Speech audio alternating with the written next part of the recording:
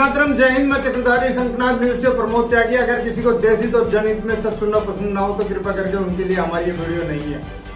आज हम बात करेंगे उत्तर भारतीय युवा मोर्चा भारतीय जनता पार्टी के प्रवक्ता अनिल डी पांडे जी से, जो एडवोकेट हैं। वो बताएंगे भारतीय जनता पार्टी के इतने भारी बहुमतों से जीत का कारण और किस तरह से जीत हुई और कैसे किस तरह से उन्होंने काम किया पार्टी के हित में। सारी वार्तालाप करते हैं अनिल डी पांडे से। उनसे हम इस विषय में बात करेंगे। 4 राज्यों में भारतीय जनता पार्टी अच्छे बहुमत से भारी बम्पर वोटों से जीती है, लेकिन पंजाब के अंदर ज्यादा अच्छी छवि नहीं बना पाई। उसका क्या रीजन हुआ और क्या उत्तर प्रदेश के अंदर योगी आदित्यनाथ जिस तरह से कार्य कर रहे थे उसी तरह से कार्य करेंगे और जो अब की बार उन्होंने वादे किए हैं उन वादों को सभी को पूरा करेंगे।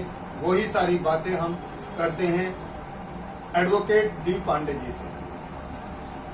सबसे पहले आपको धन्यवाद देना चाहता हूं और आपको बहुत सारी शुभकामनाएं की, क्योंकि आप भी कहीं न कहीं से उत्तर भारतीय की हैं, उत्तर भारतीय से बिलोंग करते हैं और हमारे उत्तर प्रदेश में जो बम्पर बहुमत मिला वो तो आपको जान रहे हैं और पूरे देश को चकित कर दिया है। क्योंकि इसका मतलब यही था कि हमारे योगी जी ने बहुत अच्छा वहाँ सुशासन चलाया, बहुत अच्छा विकास किए, रोड, हाईवे, एयरपोर्ट, जो भी वहाँ हर फील्ड में हमारे योगी जी ने काम किया। और हमारे परम आदरणीय प्रधानमंत्री मोदी जी के नेतृत्व में जो विकास योजनाएं लाए, वो योजनाएं से प्रभावित होकर वहाँ के पब्लिक ने वोट दिया और हर कास्ट के लोग ने वोट दिया। आज यह जो बम्पर जीत मिली है इसका श्रेय कहीं कहीं महिलाओं वोटर को जाता है, क्योंकि योगी जी ने पहले से जब भी आए थे सत्ता में तुरंत बोले कि हम गरीब महिलाओं के लिए करेंगे। एक गरीब महिला को क्या चाहिए? रहने के लिए एक आवास चाहिए, पक्का आवास दिए। खाना बनाने के लिए गैस चाहिए, उनको उज्ज्वला के तहत गैस दिया गया है। और पकाने के लिए राशन चाहिए, राशन दिए, जो कि आप सबको पता है, सारे देशवासियों को पता है कि कितने महीनों से कोरोना काल कोविड-19 से राशन बांट रहे हैं। और उनके लिए पीने पानी चाहिए, स्वच्छ जल चाहिए पीने के लिए, और उनको क्या चाहिए? बिजली चाहिए। हर चीज एक गरीब को मिला। तो गरीब के हर तबके के हर समुदाय के लोग ने वोट दिया। उसका रिजल्ट आपके सामने है आज यूपी में, और बम्पर मतों से जीते। और मैं एक चीज बोलना चाहता हूँ कि और ये जो स्कोर आया है, जो सीटें आई है ना, और बढ़ता था हमारा, और बढ़ता था। इसमें बढ़ क्या पाया गया? कोविड-19 कारण हमारे योगी जी ने 2 साल काम नहीं कर पाए, क्योंकि वो कोविड में वैक्सीन में चले गए, फिर वहां प्रोग्राम करना, उसमें भी सक्सेस रहे। कोविड-19 में उनको 3 साल ही मिला काम करने के लिए, लेकिन 3 साल में जो उत्तर प्रदेश का विकास हुआ है उसका रिजल्ट आपके सामने है। रही बात मणिपुर, गोवा, छत्तीसगढ़, वहां भी हम पूर्ण बहुमत में हैं, देख ही रहे हैं। अब आपने पंजाब की बात की, तो पंजाब के बारे में मैं इसलिए बोलना चाहता हूँ कि पंजाब में वहां हमारे शीर्ष के नेताएं हैं जो ध्यान नहीं दे रहे हैं, क्योंकि जाएंगे अब जिस टाइम पंजाब में जाएंगे वहां के पब्लिक के विचार बदलेगा और हर देश को, हर राज्य के रिजल्ट देख के ना पंजाब की पब्लिक भी मन बनाएगी और अगले आने वाले चुनाव में हम पंजाब भी जीतेंगे। अच्छा, केजरीवाल जी ने भी वहाँ पे बम्पर जीत से विजय हासिल की है और कांग्रेस पार्टी का तो जिस तरह से पत्ता साफ हुआ है कि उनको कम से कम 50-50 पे तो रहना चाहिए था। हमें उम्मीद थी कि वहाँ पे दूसरे के समर्थन की सरकार बनेगी, लेकिन केजरीवाल जिस तरह से बहुमत लेके आए हैं उसके बारे में आप क्या? केजरीवाल जी को तो पहली बात मैं बधाई देता हूँ, भाई लाए हैं बहुमत, क्योंकि मैं इसलिए उनकी इज्जत करता हूँ, पढ़े लिखे हैं, एक IAS ऑफिसर होके उन्होंने पॉलिटिक्स में आए और कुछ अपनी रणनीति से उन्होंने कैंडिडेट को चुना, उनको टिकट दिया और उसका रिजल्ट उनको मिला। उनको मैं बधाई दूंगा।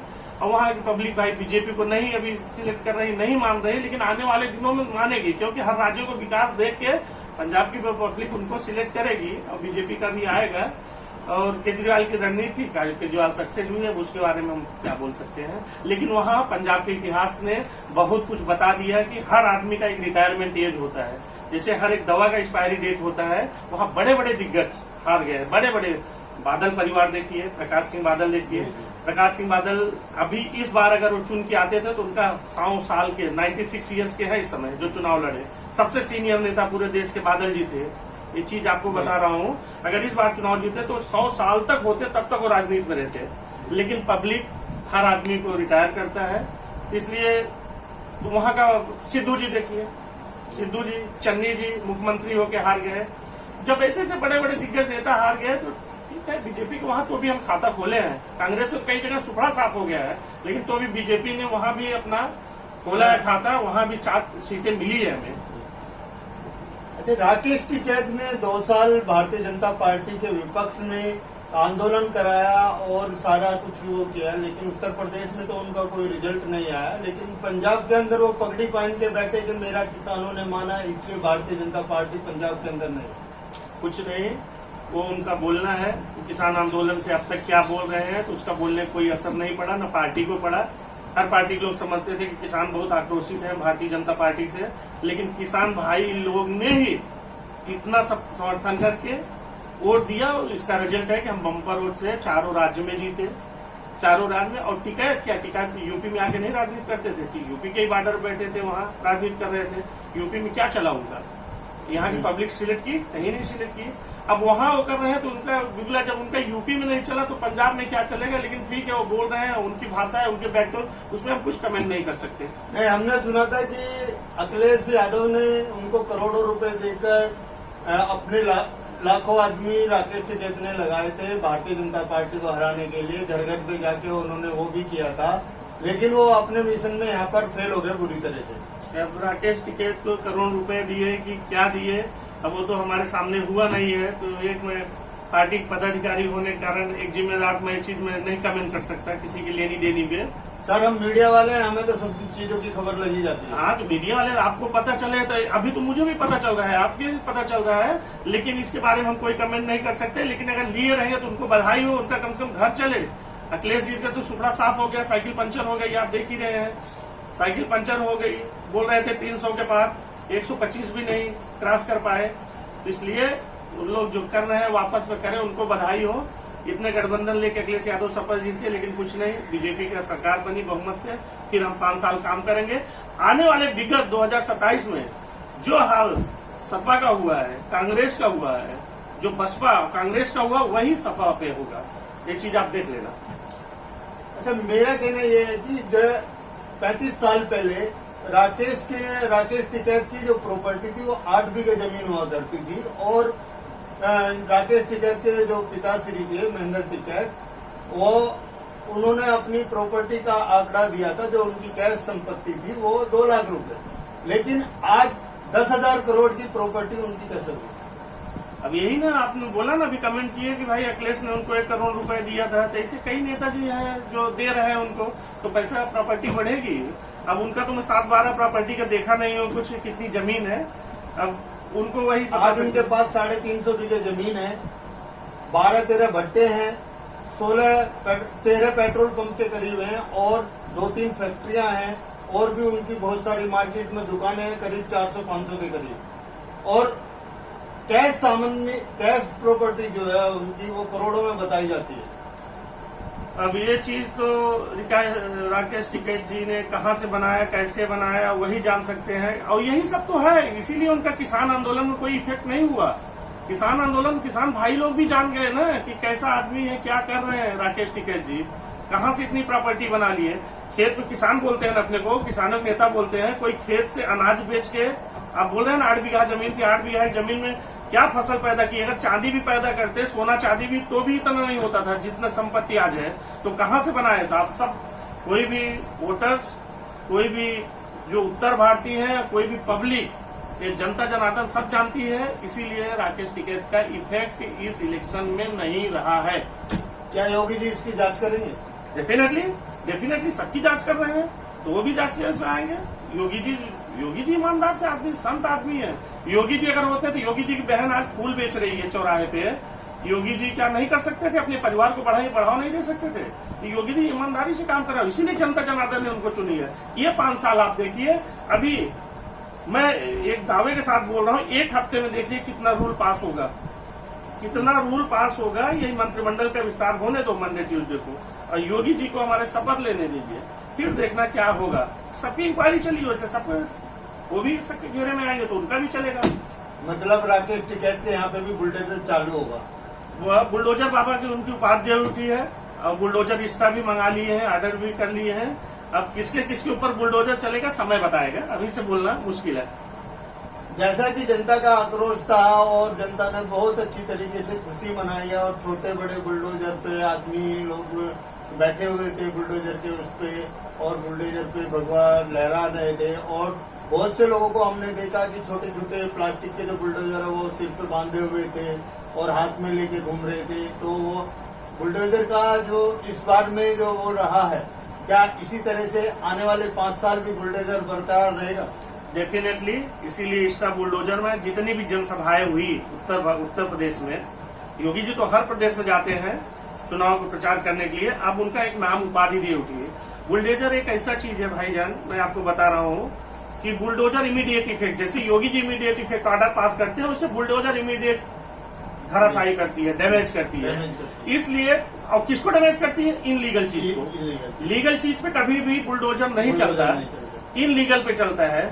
तो बाबा जी और बुलडोजर का जो कॉम्बिनेशन इस इलेक्शन में हुआ है, ये दोनों 5 साल में क्या होने वाला है, एक भी इनलीगल प्रॉपर्टी का ढांचा, स्ट्रक्चर, पिलर हमारे यहाँ नहीं रहेगा। और वह जमीन जहां से बुलडोजर से गिराया जाता है इनलीगल, वो गरीबों में बांटा जाता है। उन्होंने बाबा ने काम किया, उसी का प्रतिसाद आज है कि उत्तर भारत, उत्तर प्रदेश में हम भारी से भारी बहुमत से सरकार बना रहे हैं। हमारी सीट आई 275 और जय हो बुलडोजर बाबा के। तो मैं तो उनको बुलडोजर बाबा की उपाधि दे दिया और बोल रहे हैं, वो सारे उत्तर भारतीय बोल रहे हैं। अच्छा, जैसे समाजवादी पार्टी ने रैलियों के टाइम पे पिस्टन वगैरह चलाए थे और ओपनली पिस्टन वगैरह दिखाए थे और धमकियां वगैरह दी थी कि हमारी सरकार आएगी तो देख लेंगे पुलिस प्रशासन को भी और देख लेंगे भारतीय जनता पार्टी को भी और हिंदुओं को भी देख लेंगे, उसके बारे में क्या? मेरा यही है कि उनकी वही छवि, वही सब स्टेटमेंट, वही सब दिखावा, वही सब क्रिमिनल माइंड रखे थे। आज उसका रिजल्ट उनको भुगतना पड़ा है। घर में आके बैठे हैं, सब साइकिल एकदम खत्म हो गई है। और बुलडोजर बाबा हमारे भारी बहुमत से आए हैं। अखिलेश जी जो क्रिमिनल का साथ देते थे, एफआईआर उनका रिटर्न करते थे, एफआईआर वापस ले लेते थे। जितने भी वोटी, जितने भी उम्मीदवार खड़ा किए थे, आपको पता है कितने क्रिमिनल थे, बताने की जरूरत नहीं है, पूरा देशवासी जानते हैं। उसी का रिजल्ट आज पब्लिक ने उनको चुन के कितना भेजा, कहाँ पे गिरा के रख दिया है, 125 के अंदर सिमट गए हैं। अच्छा, भारतीय जनता पार्टी के लोग जब अपर्णा को बधाई देने के लिए घर पे पहुंचे थे तो अखिलेश की सिक्योरिटी ने उनको रोकने की कोशिश की थी, लेकिन अपर्णा ने उनको सख्त आदेश दिए थे कि मेरा भी यहाँ पे घर है और किसी को नहीं रोका जाए। तब जाके वो रुके थे और अखिलेश अपना घर के अंदर जाकर छुप गए थे। इसके बारे में आप क्या बोलते? अब उनको छुपना ही पड़ेगा। अब परिवार को जब अपना परिवारवाद लेके चलते थे ना, परिवार में ही उनके चलिए आए, हमारे बीजेपी में आए, वो अच्छा काम की, क्योंकि वो बाबा जी के, योगी जी के राजनीति से बहुत प्रभावित है, उनके विचारों से, उनके संस्कृति से, उनके संकल्प से, वो मोदी जी से। इसलिए अपर्णा जी आई हैं तो अपर्णा जी जो बोली डेफिनेटली बोली कि भाई एक परिवार के 2 हैं और 2 विचारधारा के हैं। उसी परिवार में अगर वो आ रहे, कोई भी जा सकता है, मिल सकता है, क्योंकि उतना उनका भी है, शेयर है, वो भी जान रही है। उसने उस अपर्णा ने जो चीज किया अच्छा किया, इसके लिए सहमत हो, क्योंकि कानूनन उनको हक है, किसको भी आप जिसको मानती है उसको भी घर पे बुलाएंगे। अपर्णा यादव ने एक चीज बोली थी, जो राष्ट्र हित में काम करेगा वो बीजेपी के साथ काम करेगा। डेफिनेटली, इसी से तो प्रभावित होके आए हैं। उनके कल्चर, उनकी संस्कृति, उनके विचारों से तभी से प्रभावित होकर आया। जो राष्ट्रवाद को, राष्ट्र भला के लिए सोचेगा, देश के भला के लिए सोचेगा, अपर्णा जी है। इसलिए मैं अपर्णा जी को मैं सल्यूट करता हूँ कि अपर्णा जी के विचारों को मैं मानता हूँ और बहुत उनका आगे उनका कद भी बढ़ेगा। पार्टी में बहुत बड़ी कद पे जाएंगे वो, और पार्टी ने उनके देंगे भी, पार्टी सोची भी रहेगी, हमारे पंत प्रधान जी सोचे भी रहेंगे। ऐसे विचारधारा का हमारी पार्टियों में इज्जत होता है, हमारे पार्टी उनको करता। और बाकी पार्टी में तो हमारे मोदी जी बोलते ही हैं, यत्र नार्यस्त पूजनते रमनते तत्र देवता, यत नार्यस्त पूजनते सर्वेत्र फला क्रिया। ऐसा जिस जगह, इसका अर्थ यही है कि नारियों जहाँ सम्मान होता है, रिस्पेक्ट होता है, पूजा होता है, नारियों की इज्जत होता है, वहाँ निवास करते, वहाँ सुख समृद्धि होती है। वही हमारी पार्टी में है। आज नारी, उत्तर भारतीय, उत्तर प्रदेश के महिलाओं ने जो बढ़ चढ़ के हिस्सा लिया है, उसी का रिजल्ट है कि आज हम लोग 275 के पार हैं।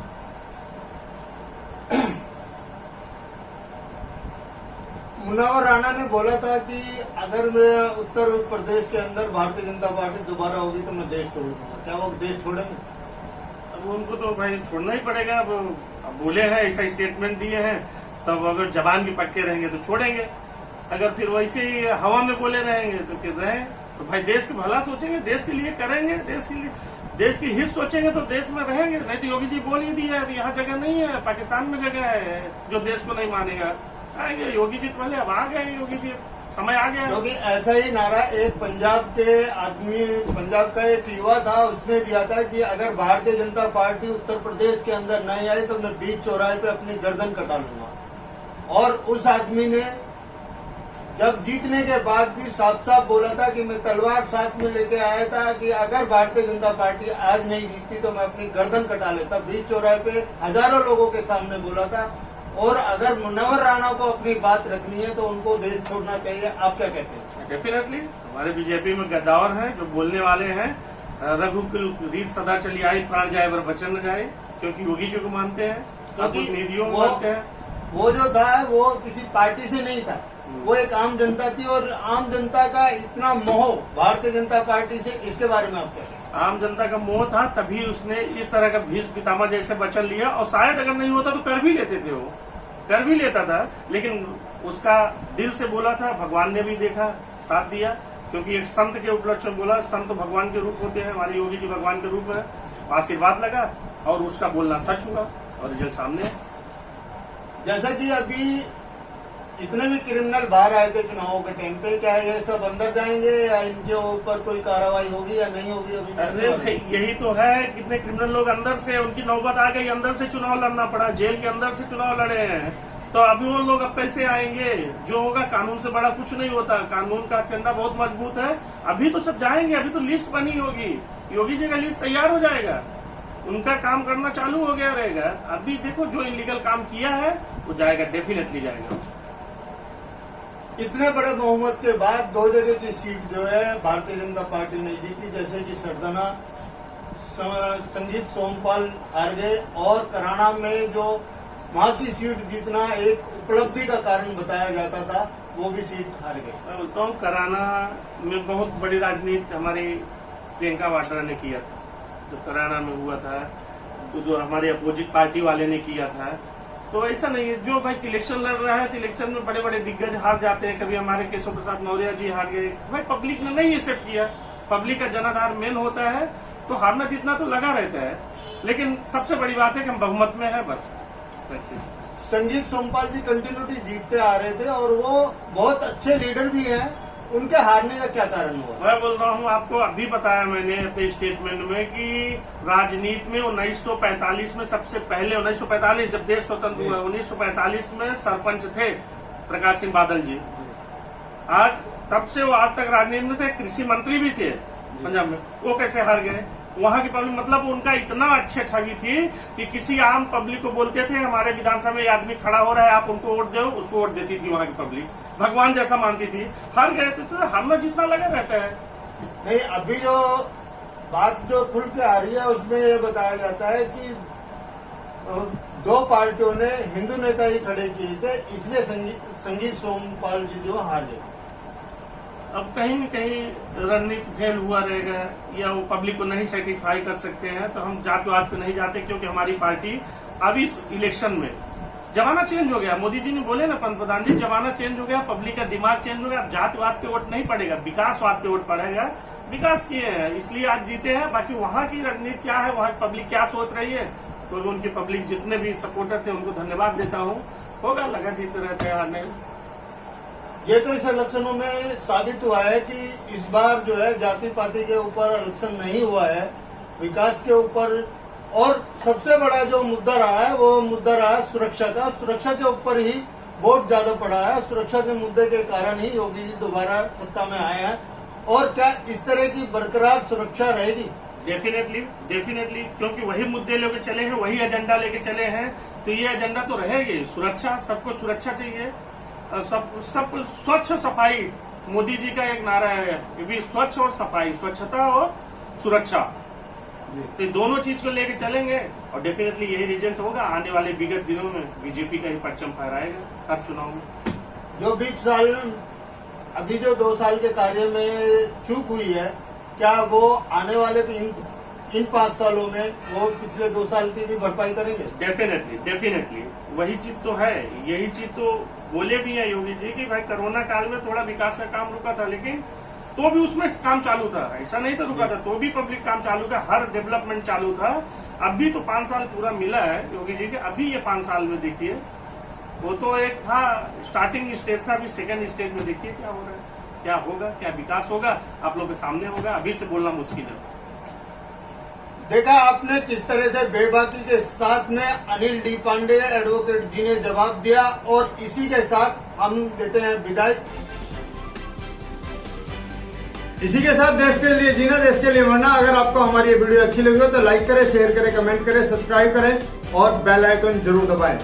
आप हमें अपने सुझाव QApp, Instagram, Telegram, Facebook, YouTube, Twitter और व्हाट्सएप पर भी दे सकते हैं। हम आपके सुझावों का पालन करेंगे। वंदे मातरम, जय हिंद। वंदे मातरम, जय हिंद। मैं चक्रधारी शंखनाद न्यूज से प्रमोद त्यागी। अगर किसी को देश हित और जनहित में सच सुनना पसंद ना हो तो कृपया करके उनके लिए हमारी ये वीडियो नहीं है।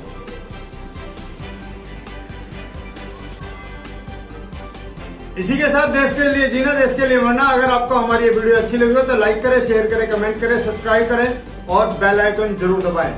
आप हमें अपने सुझाव QApp, Instagram, Telegram, Facebook, YouTube, Twitter और व्हाट्सएप पर भी दे सकते हैं। हम आपके सुझावों का पालन करेंगे। वंदे मातरम, जय हिंद।